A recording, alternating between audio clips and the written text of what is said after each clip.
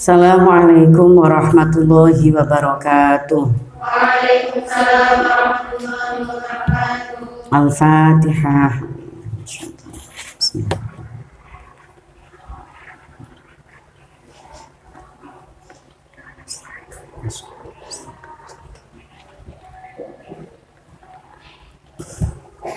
Bismillahirrahmanirrahim.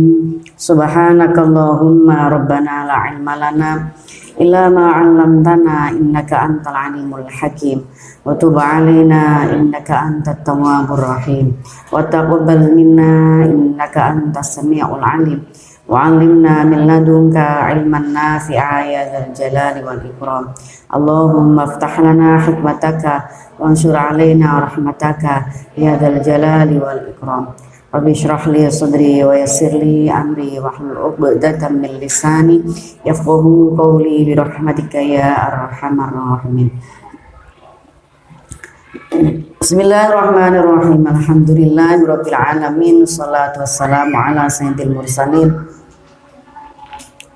wa ala alihi wa sahbihi ajma'in. Qala al-muallif rahimahullahu ta'ala wa nafa'na bihi wa bi ulumihi wa amadana bi asrarihi wa a'ada alaina bi barakatihi fid dharain amin ya rabbal alamin. Bab yang terakhir dari beberapa hadis ya. Terakhir dari bab yang terakhir tentang muasyarah bil ma'ruf antara suami dan istri. Kita lanjutkan. Bagaimana hadis berikutnya ini? Hadis ke-58 berbicara tentang Rasulullah pun pribadi yang sangat luar biasa di tugas-tugas internal rumah tangga. Jadi peran-peran domestik. Rasulullah juga mengerjakan pekerjaan-pekerjaan rumah tangga. Anil Aswad ibn Yazid, sangi Aswad bin Yazid kola saal tu takon ingsun Aisyah ta ing Sayyidina Aisyah maing perkara kana kang ono sapa Nabi sallallahu alaihi wasallam yasnau agawe sapa Nabi fi baitin dalam Nabi yasnau kang agawe Nabi fi baitin dalam Nabi kala ngendika sapa Aisyah kana ono sapa Nabi ku yakunu ono sapa Nabi iku fi mihnati ahlihi ing dalem bantu keluargane Nabi. Takni ngersakake sapa Aisyah khidmatan ing ladeni khidmat ahlihi ing ladeni keluargane Nabi. Fa idza hadarat maka tatkalane wis hadir apa as-shalatu salat koma maka jumeneng sapa Nabi ila salati marang salat. Rawahu al-Bukhari. Lagi-lagi hadis-hadis yang luar biasa ini tentu saja luar biasa karena perawinya juga luar biasa. Adalah riwayat Al-Bukhari. Jadi atas dasar apa kita membantah gitu ya akhlak Rasulullah, pribadi Rasulullah yang luar biasa terhadap keluarganya. Nabi itu saja membantu mihnatu ahlihi. Jadi membantu khidmatu ahlihi. Coba bayangkan khidmah ya. Khidmah itu dalam perspektif kita itu kan orang dalam strata di bawah ya, di bawahnya orang yang dibantu. Kalau secara zahir seperti itu, ya, khadim. Secara zahir kan seperti itu, walaupun makna yang lebih meluas itu adalah jauh lebih mulia khidmah itu. Nah, Nabi itu mengkhidmahi keluarganya, membantu tugas-tugas domestik, tugas-tugas di dalam lingkungannya. Kalau mungkin bahasa kita sekarang, orang-orang sekarang yang bantu istrinya jika butuh bantuan memasak, cukup bantuan mencuci, momong anak, misalnya gitu. Kalau dikiaskan, digambarkan dengan kondisi sekarang, kesibukan para ibu rumah tangga, para istri di dalam rumah tangganya itu seperti apa. Hadis riwayat Al-Bukhari menjelaskan Rasulullah pun membantu pekerjaan rumah tangga di dalam rumah tangganya, pekerjaan keluarganya, pekerjaan istrinya. Jadi atas dasar apa dikatakan bahwa urusan rumah tangga, pekerjaan rumah tangga adalah urusan istri, hanya atau kewajiban perempuan. Atas dasar apa itu dikatakan? Bukankah hadis ini sudah sangat jelas bahwa Rasulullah pun membantu tugas istrinya, tidak canggung, tidak gengsi, tidak malu atau tidak merasa direndahkan karena membantu keluarganya.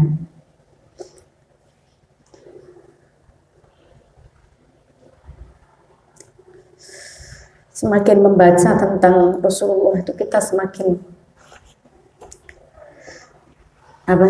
melihat keindahan pribadi seorang Rasul terpilih, Rasul akhir zaman, Rasul terbaik. Dan kita sebagai umatnya harus sangat bersyukur memiliki Nabi. Kita menjadi umat dari Rasul terbaik, Nabi terbaik, Nabi Muhammad SAW, yang selalu mencintai umatnya, terus mengajari umatnya, mendidik umatnya. Seperti ini, meninggalkan hadis-hadis tuntunan kehidupan gitu yang itu harus menjadi pedoman kita semua sebagai umat Islam. Kalau kita mengakui Nabiullah Muhammad SAW sebagai Nabi kita, maka siapa yang harus kita contoh kalau bukan baginda Nabi? Kalau kita mengaku umatnya, apalagi kita mengaku mencintai Nabi dan menginginkan kelak mendapatkan syafaatnya kelak bersama Nabi. Itu yang akan kita lihat, yang akan kita contoh adalah pribadinya, adalah beliau. Jadi ini juga sama halnya ya dengan misalkan para suami itu sangat terhormat juga bila ikut serta membantu meringankan tugas para istri di lingkungan rumah tangganya. Demikian halnya para istri atau anak-anak itu juga sangat mulia jika bersama-sama membantu meringankan tugas atau peran-peran di dalam keluarganya. Nabi Hurairah qala Rasulullah sallallahu alaihi wasallam, la yafraq mu'minun mu'minatan in kariha minha khuluqan radiya minha akhar aw qala ghairuhu, rawahu Muslim. Wala yafraq aila yabghud. Ojo benci sapa mukminun mukminatan ing min wadon, mukmin lanang ing min wadon, ojo benci in kariha lamuno benci sapa mukmin minha saking mukminah khulqan ing sifat siji, ing akhlak siji, radhiya mongko ridho sapa mukmin minha saking mukminah akhara ing sifat liya.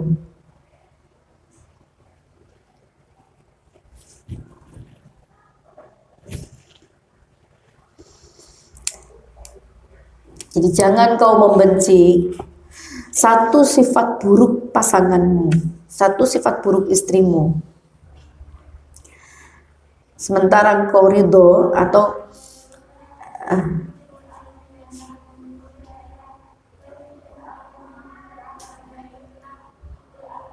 padahal ia memiliki, ya, gampang kontekstualnya ia memiliki sifat lain yang baik, koridor terhadap sifat lain yang baik pada dirinya. Jadi Nabi dalam hadis ini, teks ini, Nabi itu menasehati seorang suami, sikap seorang suami di dalam memandang istrinya. Begitu pula sebaliknya, sikap istri dalam memandang suaminya. Jangan melihat hanya berfokus pada satu karakter jeleknya, satu akhlak jeleknya. Jangan hanya berfokus di situ. radiya minha akhor. Jadi dia masih punya hal-hal lain yang baik, atau bahkan masih banyak kebaikan yang ada pada diri pasanganmu.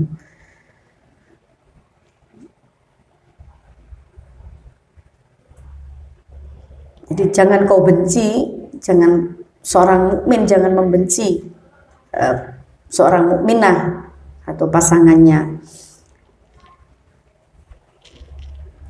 atas satu sikap buruknya. Padahal ia juga memiliki banyak sifat baik. Jadi kalau kita tidak suka terhadap keburukan atau salah satu sikap atau sifat gitu, salah satu sifat pasangan kita, maka Nabi menasihatkan kepada kita untuk melihat sifat-sifat baik lain yang ada pada diri pasangan kita. Jadi melihat kebaikannya yang masih jauh lebih banyak ketimbang fokus pada satu sifat buruknya. Jangan fokus pada satu sifat buruknya lalu mengabaikan banyak sifat baiknya pasangan kita. Kenapa Nabi begitu juga memperhatikan hal ini? Karena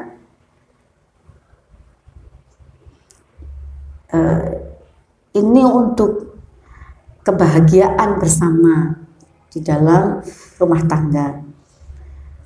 Sebenarnya kalau ditarik lebih jauh dalam pergaulan secara lebih meluas, memang kita seharusnya juga seperti itu.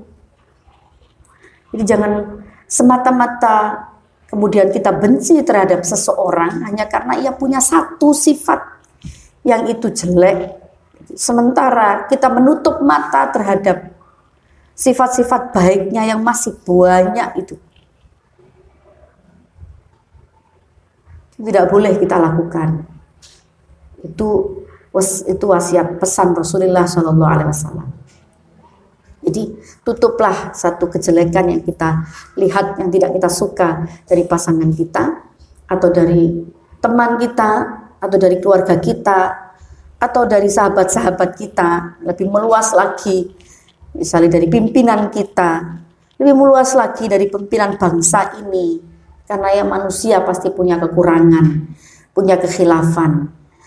Tutuplah mata kita dari satu kesalahan yang ia lakukan, dan bukalah mata kita dari seluruh kebaikan yang ia miliki, sehingga kita adil memperlakukan atau memandang orang lain, memandang pasangan kita, memandang sahabat kita, memandang masyarakat kita, memandang pemimpin-pemimpin kita. Kita bisa menjadi bijak jika kita melakukan itu. Itulah yang dikehendaki oleh baginda Rasulullah SAW. Ya Allah. Kita lanjutkan pada hadis yang terakhir. Hadis ke-60. An Abi Hurairah an Rasulullah SAW. Fadzakaru haditsan minha. Wa qala Rasulullah SAW. Wallahi la ayala ja'ahadukum biyaminihi fi ahlihi asamulahu indallahi min ayyu'tiya kaffaratahu allati faradallah. Rawahu Muslim. Ya laja fil amri ayatamada fihi wa yusirru alaihi.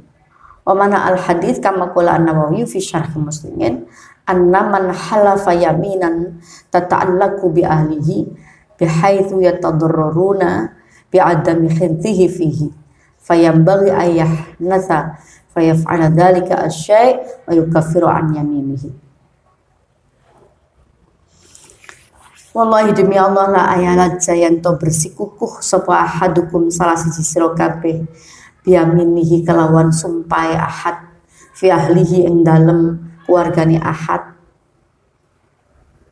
iku asamulu dosa lahu kedue ahad indallahi mungguhi Allah min ayyu'tiya tinimbang yento maringake sapa ahad kafaratahu ing kafaroe ahad alladzi kang farada merdoake sapa Allah rawahu muslimun.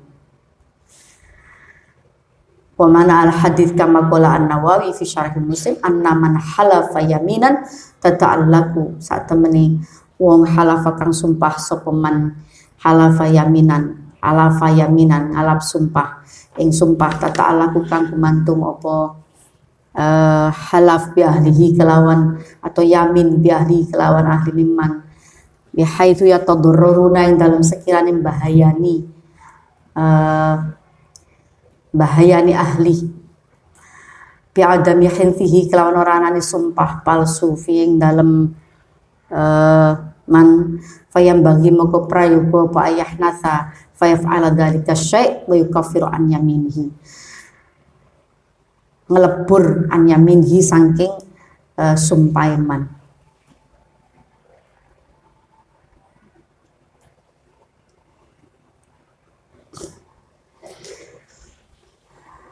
Jadi intinya hadis ini itu memilih untuk mengutamakan perbuatan baik bagi pasangannya atau bagi keluarganya.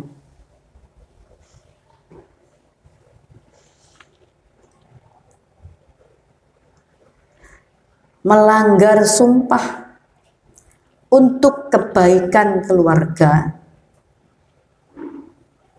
itu lebih baik daripada meneruskan sumpah yang menyakiti keluarganya.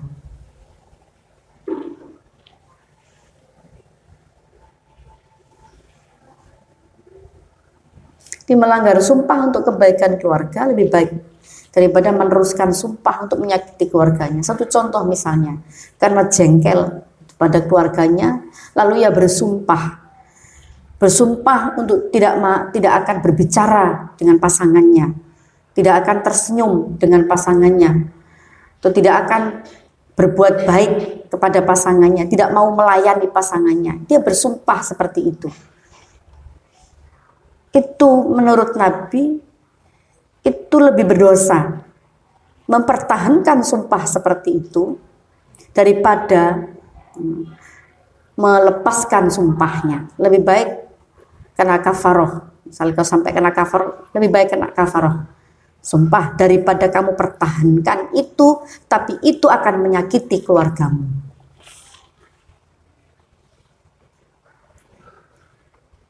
Aku bersumpah tidak akan melayani istriku, misalnya, tidak akan melayani suamiku, tidak akan ngerambut anak-anakku, misalnya.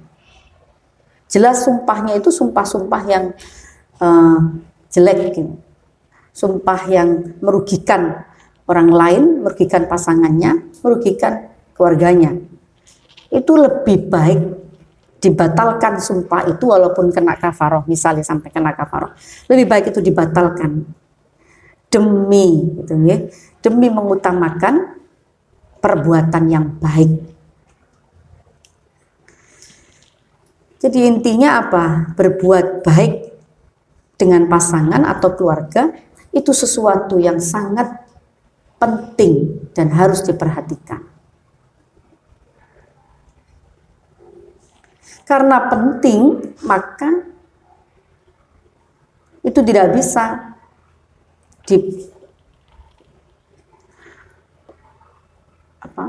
kemudian dibuat sumpah-sumpah yang mengatasnamakan Allah, membuat sumpah-sumpah yang itu merugikan keluarganya sendiri, merugikan mungkin bahkan nanti pada akhirnya akan merugikan dirinya sendiri, ketut dan seterusnya, ya. Sampai Nabi sampai memberikan rambu-rambu seperti itu, lebih baik kamu batalkan sumpahmu, karena sumpahmu itu menyakiti pasanganmu, menyakiti keluargamu, menyakiti ahli, menyakiti keluargamu. Kamu batalkan itu demi perbuatan atau demi kebaikan bersama di antara pasangan, di antara keluarga, atau di antara orang-orang yang dalam tanggungan dia.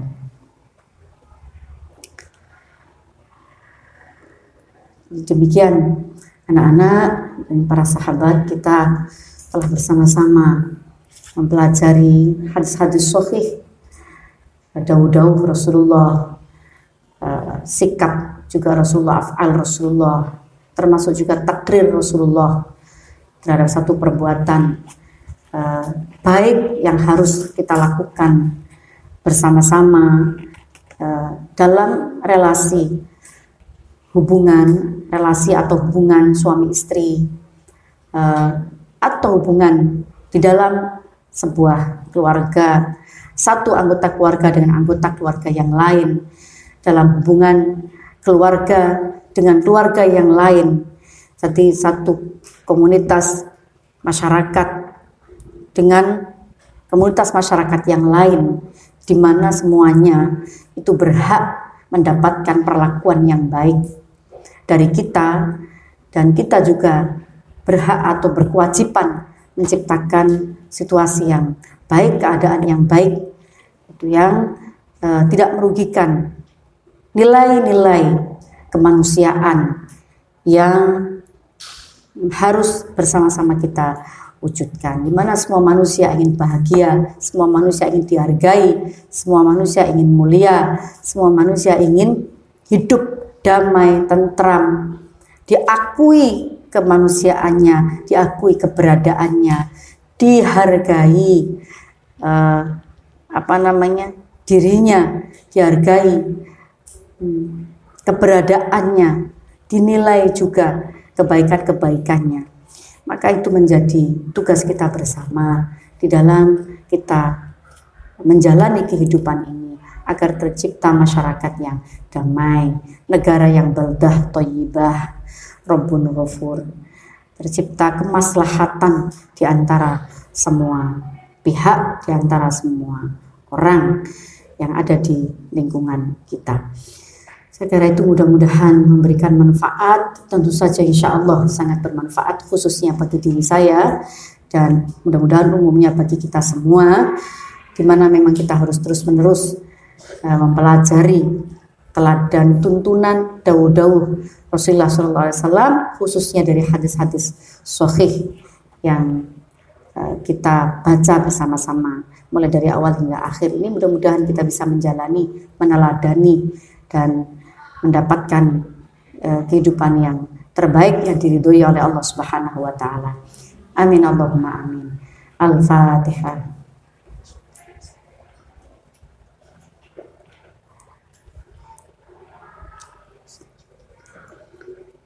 Mohon dimaafkan segala kekurangan, segala kekhilafan.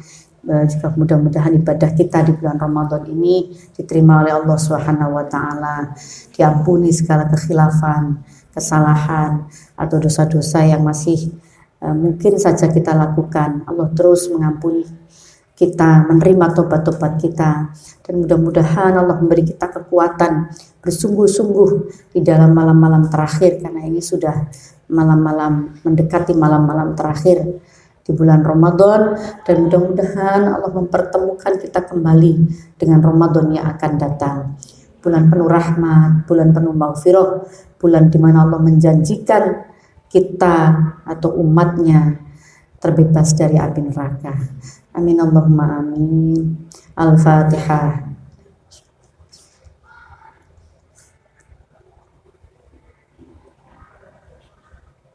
Bismillahirrahmanirrahim. Allahumma sholli ala sayyidina Muhammad wa ala ali sayyidina Muhammad.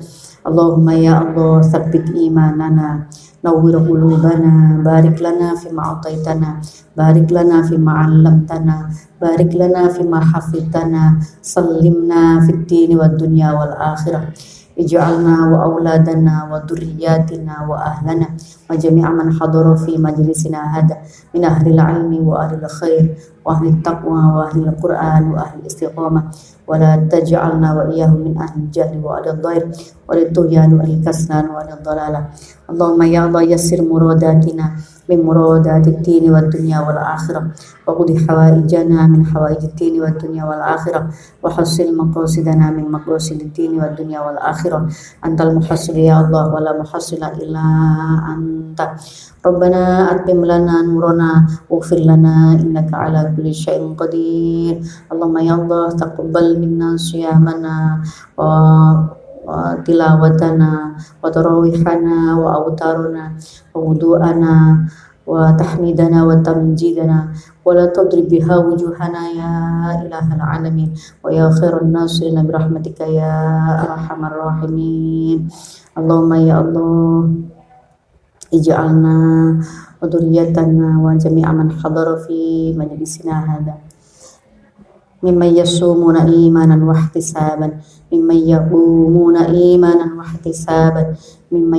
ينالون ليلة القدر ممن ينالون ليلة القدر ممن ينالون ليلة القدر ربنا هب لنا من أزواجنا وذرياتنا قرة أعين واجعلنا للمتقين إماما اللهم يا الله إنا نعوذ بك من علم لا ينفع ومن قلب لا يخشع ومن بطن لا يشبع ومن دعاء لا يستجاب برحمتك يا أرحم الراحمين لا تدع لنا في مجلسنا هذا ذنبا إلا غفرته ولا عيبا إلا سترته ولا مريضا إلا شفيته ولا هما إلا فرجته ولا دينا إلا قضيته ولا حاجة من حوائج الدين والدنيا والآخرة إلا قضيتها ويسرتها برحمتك يا أرحم الراحمين يا اللهم يا الله اجعل بيتنا جنتنا اجعل بيتي جنتي اجعل بيتنا جنتنا برحمتك يا أرحم الراحمين ربنا آتنا في الدنيا حسنة وفي الآخرة حسنة